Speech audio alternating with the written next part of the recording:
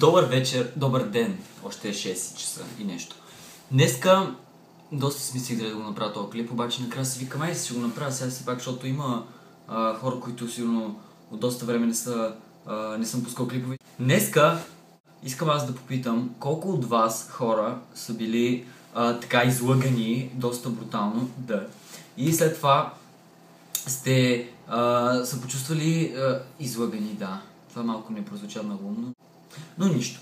Така, да се върнем на основната тема за днескашния клип, която е тези асоциации, които хората правят съвсем несъзнателно, когато видят нещо и то почне да им напомня на нещо, което те са гледали или знаят какво е. И примерно, ако сега аз видя, да кажем, ще ви дам един пример. Примерно, когато видите някоя картинка или нещо нарисувано, което да изобразява една ръчичка, ето така от тук хваната, така нагоре. Какво е първото нещо, за което се сещате?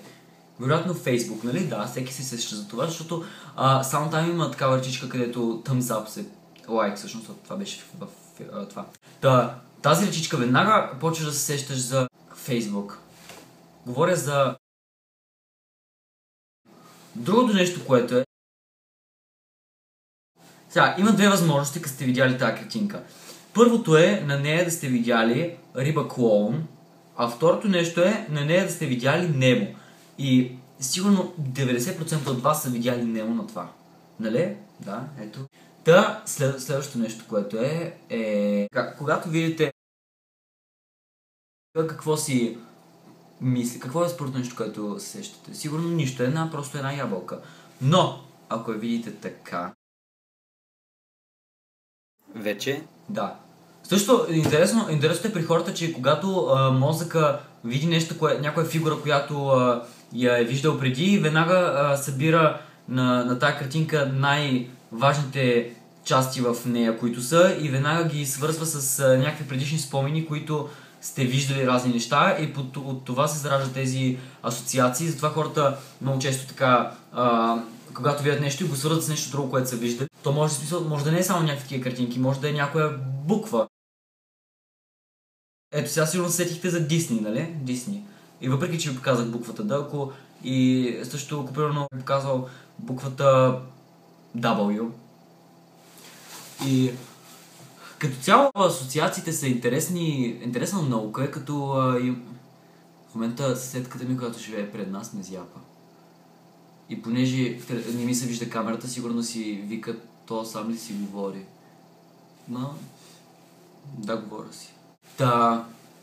Асоциациите са много така интересна наука. Всъщност не са наука, ми по-скоро не са и феномен. Може би са нещо, което се случва, вероятно някаква случка, или по-скоро, или не, дори това не е думата. Не знам. Това е нещо, което всички го изпитваме по някой път и в ежедневието си, но като че ли не винаги успяваме да асоциираме някои неща точно с правилното нещо, за което те представляват. Примерно, сега рибата клоун, ако я бяхме видяли ако я бях ви показал анимационно, естествено, че е Немо, но въпреки това много хора я виждат като Немо, дори това да е една обикновена риба клоун. Преди да излезе 2007 година Немо, какво виждахме? Какво това е риба? И това ми напомни, имаше една снимка във Фейсбук, снимани 4 риби и, нали, 3 така в решетка, и, нали, тук бяха 3 риби някакви такива обикновени и една риба клоун и пише Fish, Nemo. И беше много забавно тази картинка. Беше това много интересно. Нека да завършим днескашния клип, защото друго аз не се сещам да кажа за асоциация. Като цяло аз мисля, че наистина се случва на всеки, сега и да отричате, всички знаят, на всички се случва това, така че, в смисъл, интересно е, мен ми харесва, дори на мен ми се случва доста често, особено днеска съвсем случайно попаднах на ръчичката нагоре и се сетих за Фейсбук и така съвсем случайно ми тази идея да направя такъв клип, защото обикновено аз така идеите малко трудно ми идват и затова правя по-рядко клипове вече, но веднага, що ми дойде тази идея и си казах, за това ще направя клип, ето веднъж да ми дойде така от нищото тази идея. И седнах и ето правя клипа и вие го гледате. Това е общо взето.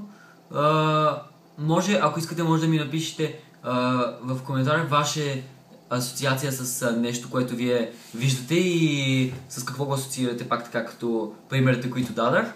И ще се видим в следващия клип. Чао!